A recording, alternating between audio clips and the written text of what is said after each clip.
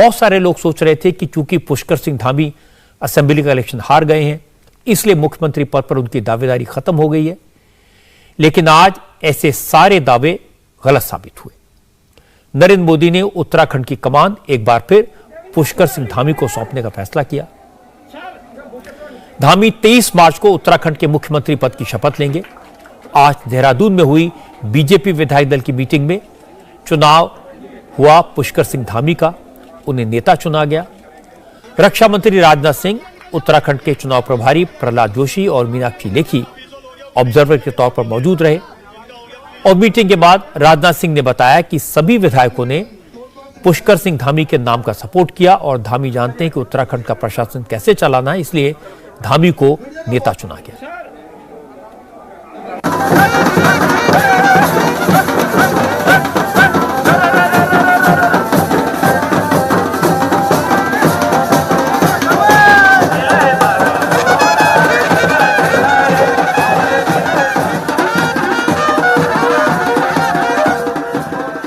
श्री पुष्कर सिंह धामी सर्वसम्मत विधायक दल के नेता उत्तराखंड में चुने गए हैं। उनको हम सब की तरफ से हार्दिक शुभकामनाएं और मैं पूरी तरह से आश्वस्त हूं कि उत्तराखंड को एक नई ऊंचाई देने में वह कामयाब होंगे और उत्तराखंड का वह समग्र विकास करेंगे।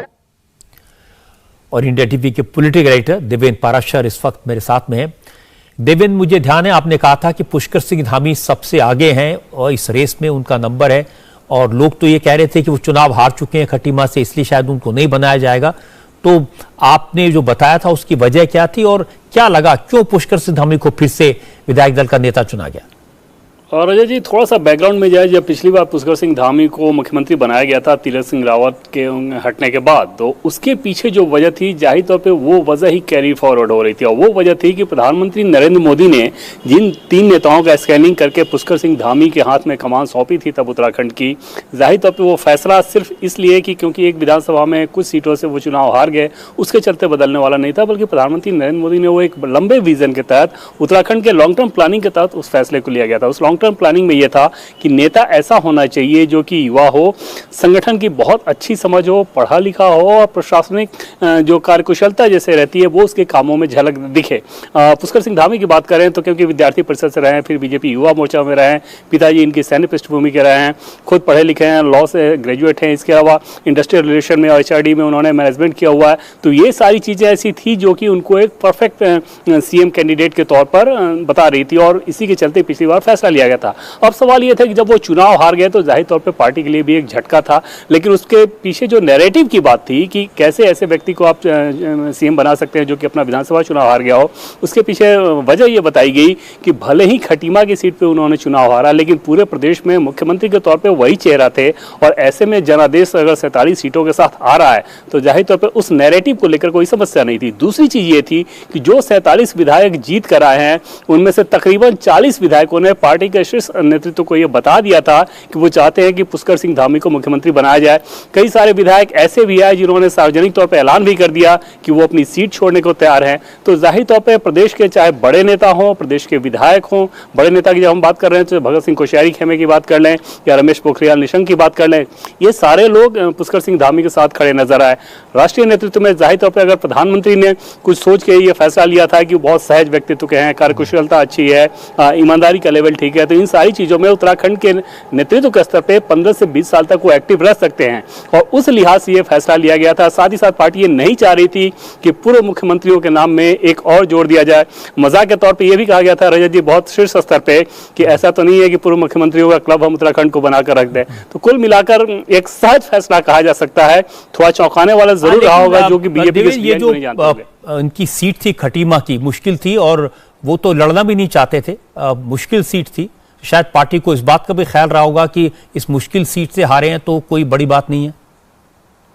जी हाँ रजत जी, और बिल्कुल उनको देहरादून की एक सीट ऑफर भी की गई थी कि आप खटीमा सीट छोड़ के, क्योंकि खटीमा भी पिछली बार बमुश्किल वो जीते थे और डेमोग्राफी वहाँ की ऐसी है कि वो सीट बीजेपी के लिहाज से आसान नहीं हो सकती और उस लिहाज से देहरादून की एक सेफ सीट उनको ऑफर की गई थी। लेकिन तब पुष्कर सिंह धामी ने पार्टी के शीर्ष नेताओं को ये कहा था कि अगर मुख्यमंत्री के तौर पर वो अपनी सीट छोड़ते हैं तो जाहिर तौर पर इसका मैसेज बहुत खराब जाएगा और इसका बुरा असर बाकी दूसरी सीटों पर पड़ सकता है कि अगर मुख्यमंत्री ही अपनी सीट बदलने को मजबूर हो गए हैं तो फिर बीजेपी की स्थिति कैसी है। जाहिर तौर पर पार्टी के बड़े नेताओं नेताओं को इस बात का भी आभास रहा होगा।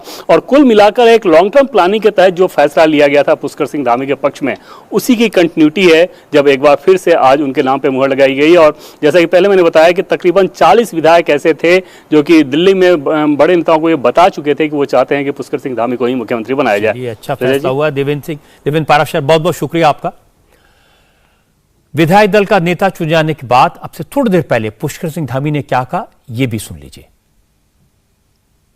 देखिए, मैं सबसे पहले तो माननीय प्रधानमंत्री नरेंद्र मोदी जी का धन्यवाद करना चाहता हूं, माननीय राष्ट्रीय अध्यक्ष जी का, हमारे गृह मंत्री जी का, केंद्रीय नेतृत्व का, हमारे आज के पर्यवेक्षक माननीय राजनाथ सिंह जी का, सभी का, कि उन्होंने मुझ पर भरोसा जताया है और मेरे जैसे सामान्य कार्यकर्ता को, एक सैनिक के बेटे को पहले मुख्य सेवक के रूप में काम करने का अवसर मिला। उत्तराखंड की देवतुल्य जनता ने नरेंद्र मोदी जी के नेतृत्व में आस्था प्रकट की, उनके कामों पर, उनके आगे के विजन पर मोहर लगाई है। और आने वाले समय में जो 2024 का हमारा चुनाव है, उस चुनाव का भी प्रत्यक्ष प्रमाण उत्तराखंड की जनता ने 2/3 बहुमत देकर सबके सामने स्पष्ट कर दिया है। हम निश्चित रूप से हमने जो संकल्प लिए हैं, उन संकल्पों को हमारी सरकार पूरा करेगी। यहाँ की जन आकांक्षाओं के अनुरूप हमारी सरकार काम करेगी। हमने कहा है कि हम पारदर्शी शासन देंगे। हर प्रकार से जो आने वाला दशक है, ये उत्तराखंड का दशक, को माननीय प्रधानमंत्री जी ने इसकी कल्पना हमारे सामने रखी है, उसको साकार करने के लिए हर संभव हम प्रयास करेंगे। और 2025 में जब हमारा राज्य 25 साल का होगा, जब हम सिल्वर जुबली अपने राज्य का मना रहे होंगे, उस समय हम हिंदुस्तान के श्रेष्ठ राज्य बने, हिंदुस्तान के अग्रणी राज्य बने। उसके लिए चूंकि माननीय प्रधानमंत्री जी ने ये भी संकल्प और ये भी विजन हमारे सामने रखा है, उसको साकार करने के लिए हर संभव हम सब पूरे उत्तराखंड वासियों को एक साथ चलना होगा। पुष्कर सिंह धामी अब मुख्यमंत्री बनने वाले हैं एक बार फिर से, तो उसकी बैकग्राउंड समझना जरूरी है। उत्तराखंड में चुनाव से 6 महीने पहले तक कोई नहीं मानता था कि इस बार बीजेपी फिर से सरकार बनाएगी। ओपिनियन पोल, सर्वे सब कह रहे थे कि इतिहास फिर दोहराया जाएगा, बदलाव होगा, अब की बार कांग्रेस सत्ता में आ जाएगी, चाहे कम सीटें लेकर आए। बीजेपी ने त्रिवेंद्र सिंह रावत को हटाया, तीरथ सिंह रावत को बनाया, लेकिन वो भी कुछ खास नहीं कर पाए, पार्टी में जान नहीं फूंक पाए। हालत ये हो गई कि बीजेपी की सरकार में कैबिनेट मिनिस्टर यशपाल आर्या और हर सिंह रावत ने बीजेपी छोड़कर कांग्रेस ज्वाइन कर ली।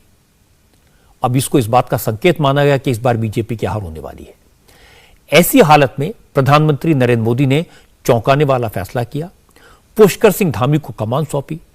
पुष्कर सिंह धामी दूसरी बार के विधायक थे, लो प्रोफाइल नेता थे, एक बार भी मिनिस्टर नहीं रहे थे, लेकिन मोदी ने सीधे उन्हें मुख्यमंत्री बना दिया। और धामी ने भी जबरदस्त मेहनत की, पूरे उत्तराखंड में घूमे, लोगों के काम किए, पार्टी को फ्रंट से लीड किया, सबको साथ लेकर चले। और चूंकि पूरे प्रदेश की जिम्मेदारी उन पर थी, उन्होंने उत्तराखंड में बीजेपी को जिता दिया, लेकिन जैसा मैंने आपको बताया वो खुद हार गए। इसलिए पहले ये कहा जा रहा था कि जो नेता अपनी सीट हार गया उसे मुख्यमंत्री कैसे बनाया जा सकता है। लेकिन नरेंद्र मोदी परंपराओं की परवाह नहीं करते, लीक पर नहीं चलते। मोदी ने धामी पर फिर से दांव खेला है और अब धामी पूरे 5 साल के लिए उत्तराखंड के मुख्यमंत्री बनेंगे। इसकी एक बड़ी वजह यह है कि उत्तराखंड को कंटिन्यूटी की जरूरत है। यहां बार बार मुख्यमंत्री बदले जाने से राज्य का नुकसान हुआ है। धामी कंपैरेटिवली यंग हैं, 47 साल के हैं, अगर ठीक से काम किया तो लंबा चलेंगे। गोवा में भी बीजेपी ने उन्हीं प्रमोद सावंत पर भरोसा किया जिन्होंने चुनाव जितवाया था। प्रमोद सावंत भी दूसरी बार गोवा के मुख्यमंत्री बनेंगे। आज गोवा में विधायक दल की मीटिंग के बाद ऑब्जर्वर के तौर पर मौजूद केंद्रीय मंत्री नरेंद्र सिंह तोमर ने प्रमोद सावंत के नाम का ऐलान किया। गोवा की असेंबली में 40 विधायक हैं, 20 सीटें बीजेपी ने जीती हैं और बीजेपी को 2 विधायकों वाली एमजीपी का सपोर्ट है और 3 निर्दलीय विधायकों का सपोर्ट भी बीजेपी के साथ है। और खास बात यह है कि former chief minister Pratap Singh Rane के बेटे विश्वजीत राणे भी मुख्यमंत्री की कुर्सी पर दावेदारी जता रहे थे, लगातार अखबारों में विज्ञापन दे रहे थे। विश्वजीत राणे और उनकी वाइफ दोनों चुनाव जीते हैं, इसलिए वो पार्टी पर दबाव बना रहे थे, लेकिन बीजेपी हाईकमान प्रेशर में नहीं आया। हालत ये हो गई कि विधायक दल की मीटिंग में विश्वजीत राणे ने ही प्रमोद सावंत के नाम का प्रस्ताव किया और इसे सर्वसम्मति से पारित कर दिया गया। विधायक दल का नेता चुन जाने के बाद प्रमोद सावंत ने गोवा के राज्यपाल से मुलाकात की और सरकार बनाने का दावा पेश करने की औपचारिकता पूरी की। गोवा में माननीय मोदी जी का विजन आत्मनिर्भर भारत जो स्वयंपूर्ण गोवा में कन्वर्ट करने के लिए जो स्वयंपूर्ण गोवा 2.0 आगे बढ़ेगा। निश्चित रूप से माननीय मोदी जी का विजन नव भारत निर्माण और नव गोवा निर्माण के लिए हम सभी एक साथ और ट्रांसपेरेंसी के साथ, गुड गवर्नेंस के साथ, जीरो करप्शन के साथ काम होगा। मुझे लगता है जो बात प्रमोद सावंत के फेवर में सबसे ज्यादा गई वो ये कि वो हमेशा पार्टी के प्रति लॉयल रहे हैं। उनके मुकाबले में दूसरे दावेदार विश्वजीत राणे की विरासत पुरानी है। उनके पिता प्रताप सिंह राणे गोवा के मुख्यमंत्री रहे, लेकिन ये दोनों पुराने कांग्रेसी हैं। विश्वजीत राणे कांग्रेस छोड़कर बीजेपी में इसलिए आए थे क्योंकि राणे को कांग्रेस ने चीफ मिनिस्टर नहीं बनाया था। राणे को लगा कि इस बार बीजेपी के गोवा में नंबर ऐसे हैं जिसके कारण पार्टी पर दबाव बनाया जा सकता है। बहुमत के लिए 21 विधायक चाहिए, बीजेपी के पास 20 हैं और इनमें से 2 राणे परिवार के हैं। इसलिए अगर कोई और नेता होता तो शायद प्रेशर में आ जाता, क्योंकि अगर राणे बगावत कर देते तो खेल खराब हो सकता था। और गोवा में ऐसा होना कोई नई बात नहीं है, कई बार हो चुका है। लेकिन मोदी न प्रेशर में आए न राणे की कोई कंडीशन मानी। पूरे 5 साल के लिए प्रमोद सावंत को चीफ मिनिस्टर बना दिया। प्रमोद सावंत भी मोदी की भविष्य की बीजेपी तैयार करने की रणनीति पर खरे उतरते हैं। 49 साल के हैं, लो प्रोफाइल लीडर हैं, यंग है, डायनेमिक है, मेहनती हैं और मोदी को लगता है कि वो लंबे समय तक गोवा को संभाल पाएंगे। मणिपुर में एन बीरेन सिंह ने आज लगातार दूसरी बार मुख्यमंत्री पद की शपथ ली। उन्हें राज्यपाल एल गणेशन ने शपथ दिलाई और बीरेन सिंह के साथ 5 विधायकों ने कैबिनेट मिनिस्टर की शपथ ली है। इस स्वेरिंग इन सेरेमनी में बीजेपी अध्यक्ष जेपी नड्डा समेत बीजेपी के कई सीनियर लीडर्स मौजूद थे। मणिपुर विधानसभा चुनाव में बीजेपी ने 60 में से 32 सीटें जीतकर दोबारा सरकार बनाई है। एन बीरेन सिंह ने अपना सफर फुटबॉल प्लेयर के तौर पर शुरू किया था, फिर बीएसएफ में रहे, फिर पत्रकारिता के क्षेत्र में उन्होंने काम किया। वो मणिपुर के लोकल न्यूज़पेपर में एडिटर रहे। एन बीरेन सिंह पहली बार 2002 में डेमोक्रेटिक रिवॉल्यूशनरी पीपल्स पार्टी के टिकट पर असेंबली में पहुंचे थे और अब बीजेपी ने एक बार फिर उन पर भरोसा किया है। 4 राज्यों में नई सरकारों के गठन में इस बार नरेंद्र मोदी ने काफी इंटरेस्ट लिया है। यूपी में योगी आदित्यनाथ की स्वेरिंग इन सेरेमनी को विशाल स्वरूप दिया जाए, यह भी मोदी का आइडिया है। यूपी, उत्तराखंड और गोवा 3 राज्यों में ऐसे नेताओं के हाथ में कमान जाएगी जिनकी उम्र 50 साल के आसपास है। एक तरफ मोदी भविष्य की बीजेपी तैयार करने में लगे हैं, नेताओं को खड़ा कर रहे हैं। साथ साथ मोदी ने 2024 के चुनाव के लिए बिगुल बजा दिया है। वो 1 मिनट भी आराम से नहीं बैठते और न ही पार्टी के दूसरे नेताओं को आराम से बैठने देते हैं।